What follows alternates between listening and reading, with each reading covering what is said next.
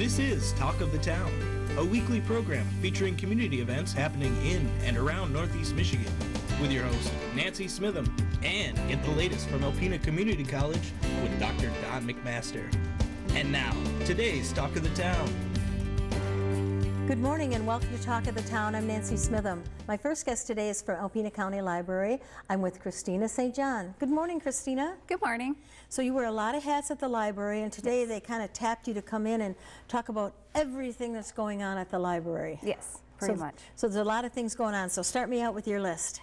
Well, next Monday, May 13th at 6:30, Special Collections going to host a program talking about the Evergreen Cemetery gates. Ooh.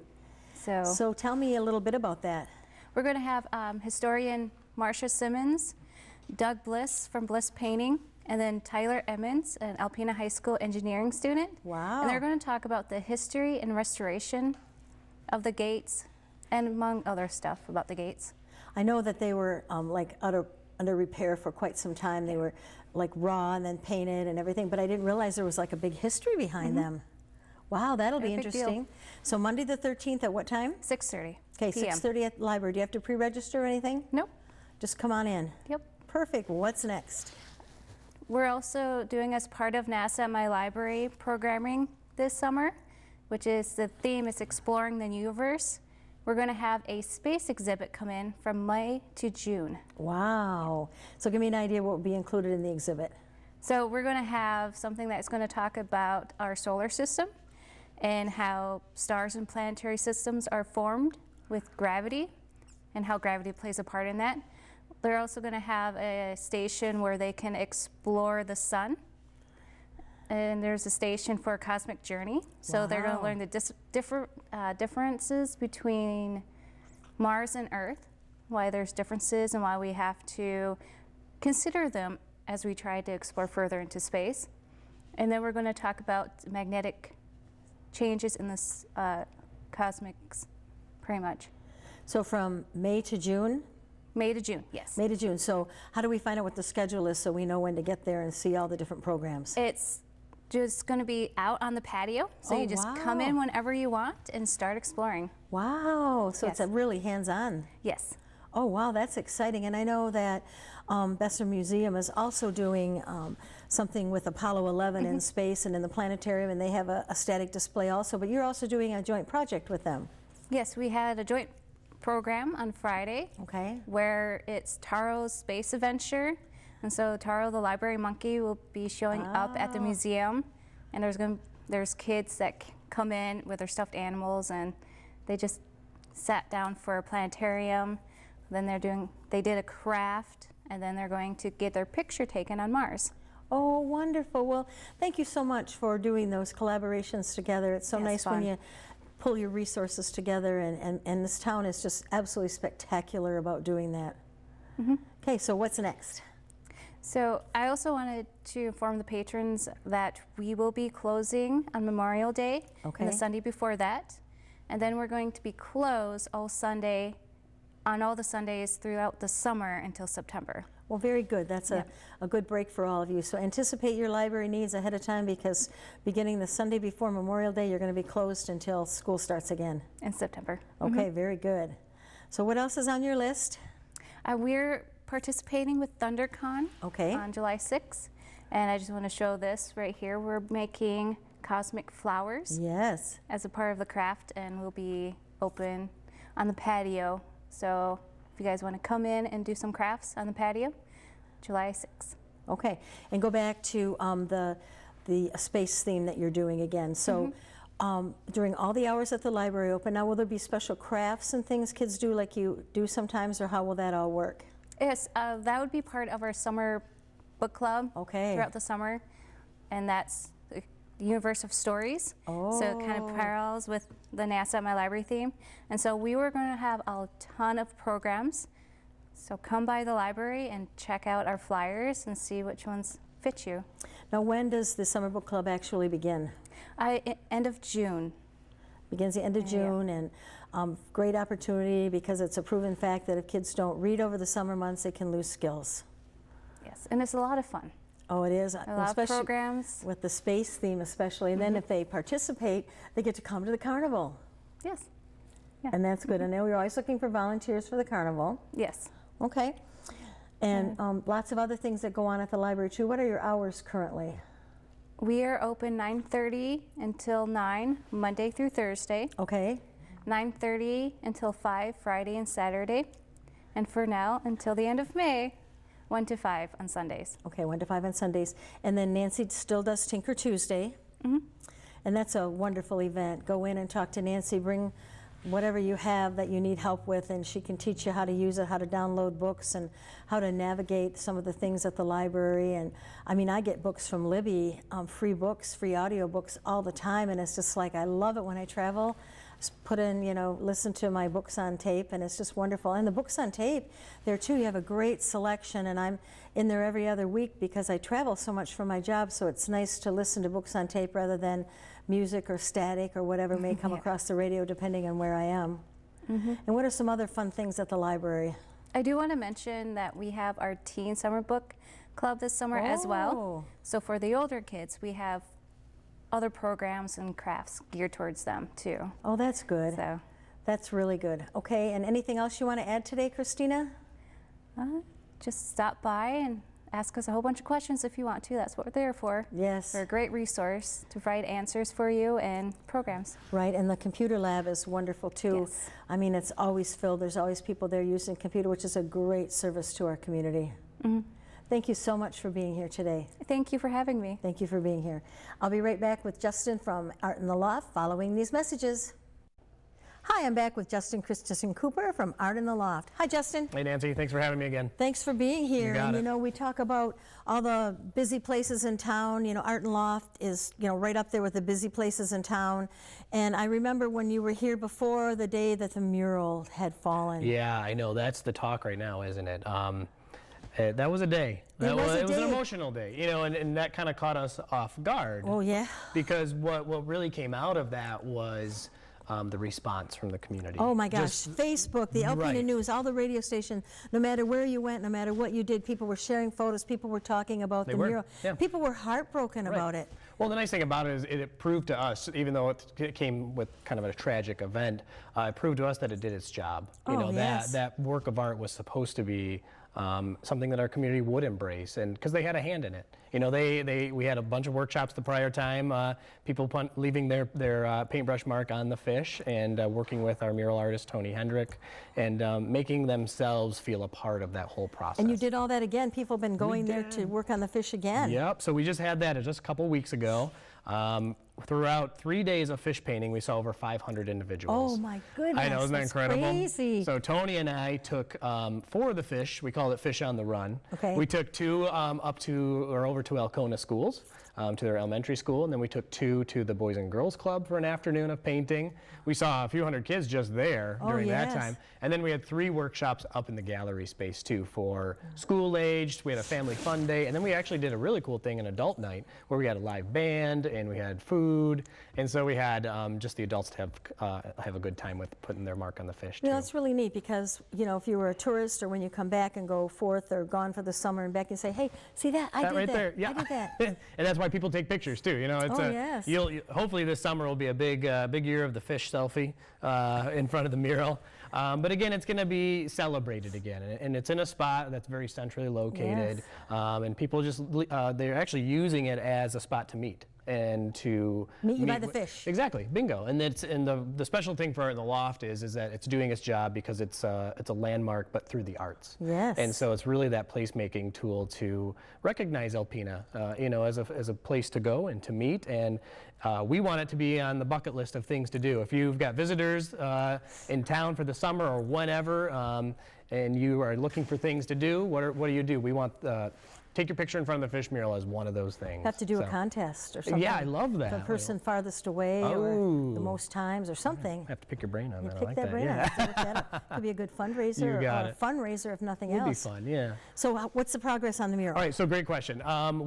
This weekend, so we have Tony Hendrick back. Okay. He's going to be here through Tuesday of next week. Okay. And he's now installing those 13 three-dimensional fish. Woohoo! So, exactly. So we've had the panels up, over 60 panels on that wall now. People have been able to see how that has even changed over time.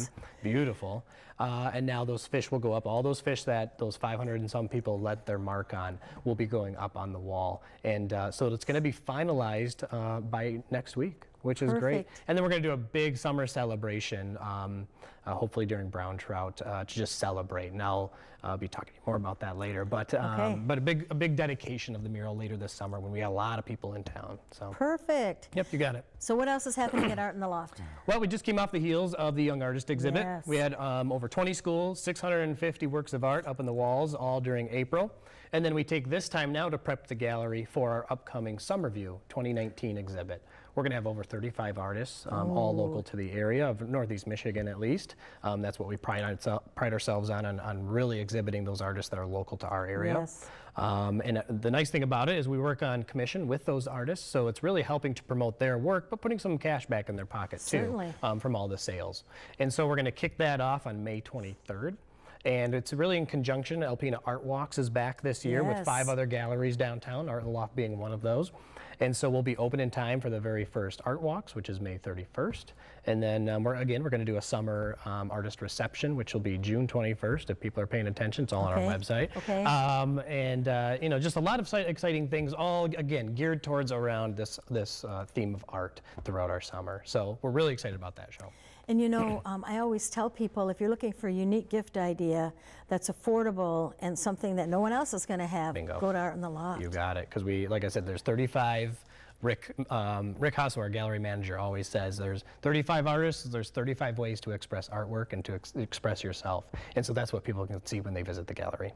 And just, you know, every medium, unique ideas, just, you know, get up there. So what are your hours for people to come up once you... Yep. So when we open up on May 23rd, it's going to be Tuesday through Saturday, 11 a.m. to 6 p.m. And we are going to be open Sundays this summer from 12 p.m. to 4 p.m. Okay. So we're just closed Mondays, that's it.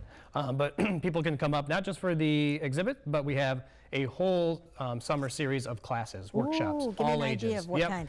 So we start off with our youngsters. Every other Tuesday is called Art Pop. Those are completely free. Okay. We just ask that people register, and that's our youngest artist, 18 month to 4 years old. 18 month, wow. I know. So we had our largest one a couple weeks ago. We had over 20-some toddlers in the class, which was wonderful. Yes. That was a blast. And then we do our Kids in the Kitchen series, which is aimed for 5 years old to 12 years old. Okay. We do a Saturday morning art series, which is the visual arts, again for that same age range, 5 to 12. Then we're going to have a couple summer art camps too, in the culinary and in the visual arts, and we're even doing some combining reading and visual arts programming this summer as well. And don't forget, we got adult classes too, especially in the kitchen. We know people want to get out and cook and learn all those different techniques. So we have a whole brochure available on our website, artintheloft.org.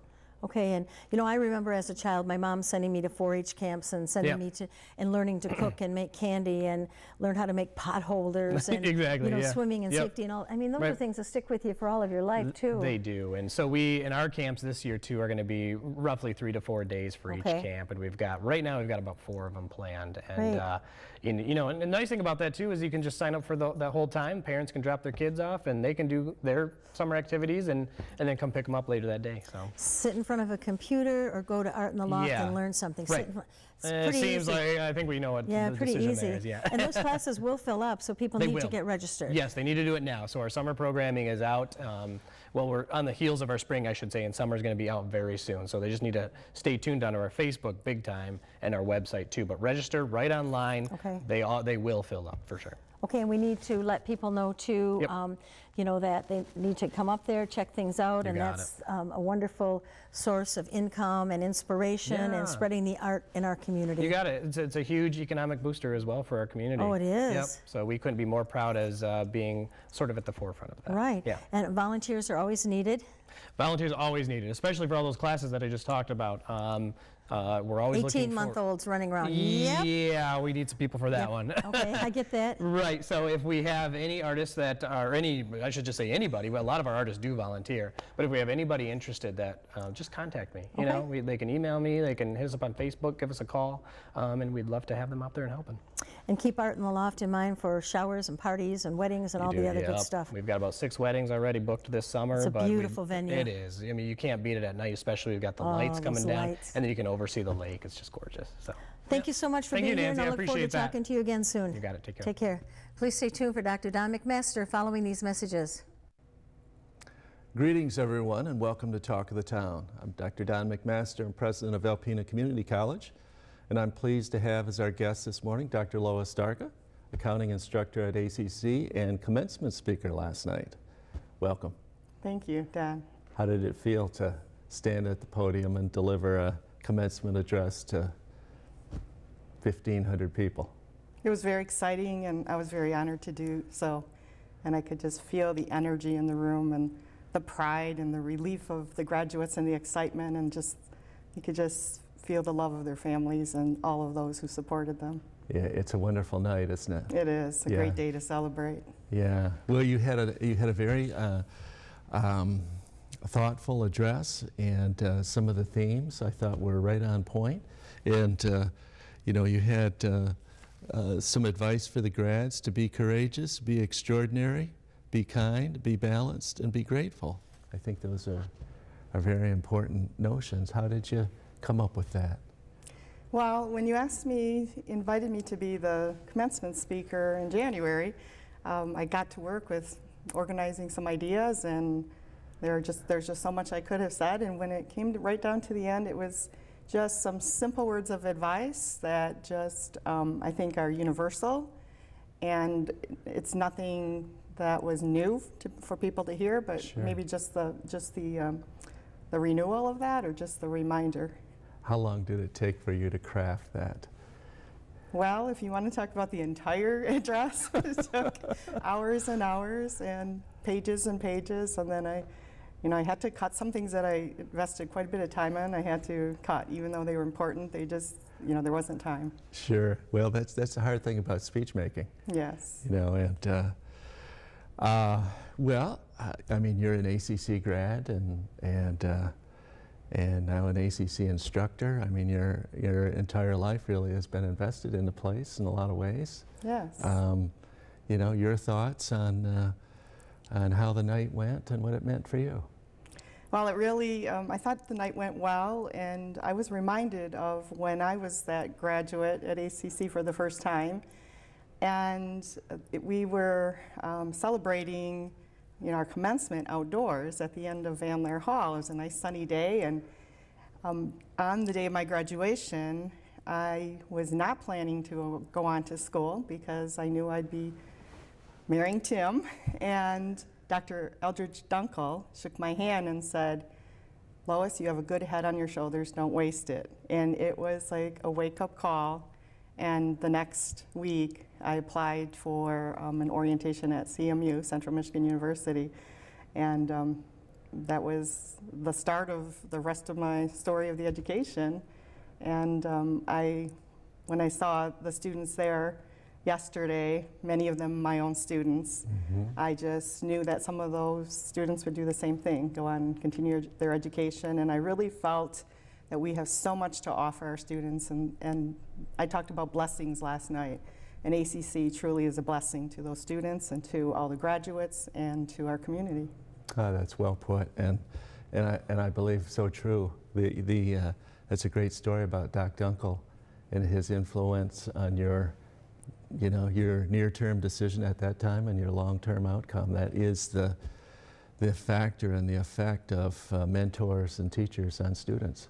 Yes, and one of the parts of my speech that I sadly had to cut out because of how it fit into how it would have fit into the all the pieces, was that my first experience at ACC was walking into Van Laer Hall, and through this crowd of unknown people, and this kind man stepped forward and introduced himself and said, "Haven't I seen you in the paper for your high school academic achievements?" And it was Mr. Jim Meeson. Oh, yeah. And he was a great mentor to me and taught me really how to improve my writing skills, and I just really value that, and the loss of Jim is very sad, but I will always be grateful for what he's done for me. Yeah, Jim passed this year and was a much beloved, much respected instructor at ACC. Many consider him the finest instructor that's ever worked there. Yes.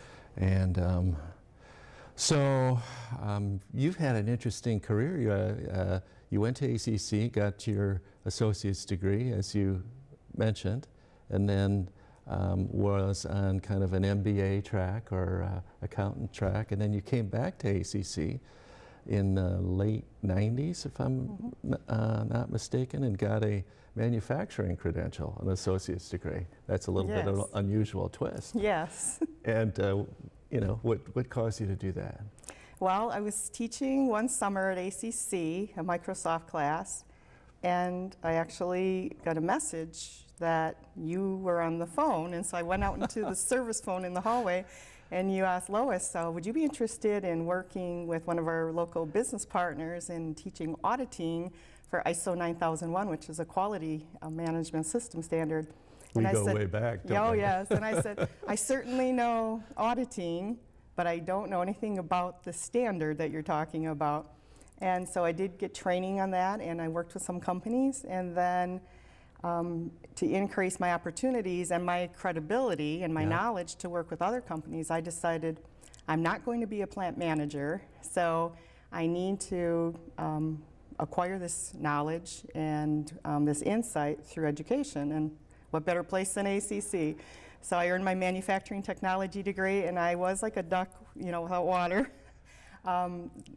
I was used to computers and pencils and papers, and then all of a sudden I'm working on lathes and CNC machines and drill presses and precision grinding machines, and it was a challenge, but it was a good opportunity, and my instructors and my classmates, who were all younger males, I was the only female and the older one in the class, oldest one in the class, and they all helped me out.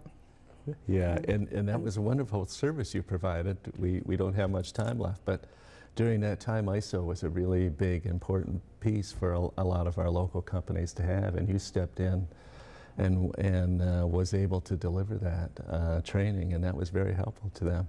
So Lois, just like you stepped in last night and did commencement address, thank you for that and what you do for ACC. And thank you folks for watching Talk of the Town. We'll see you again next week. This has been Talk of the Town with your host, Nancy Smitham and Dr. Don McMaster. For a list of community events taking place in Northeast Michigan, please visit our website at wbkb11.com and click on our community link. This has been a Thunder Bay Broadcasting Corporation production.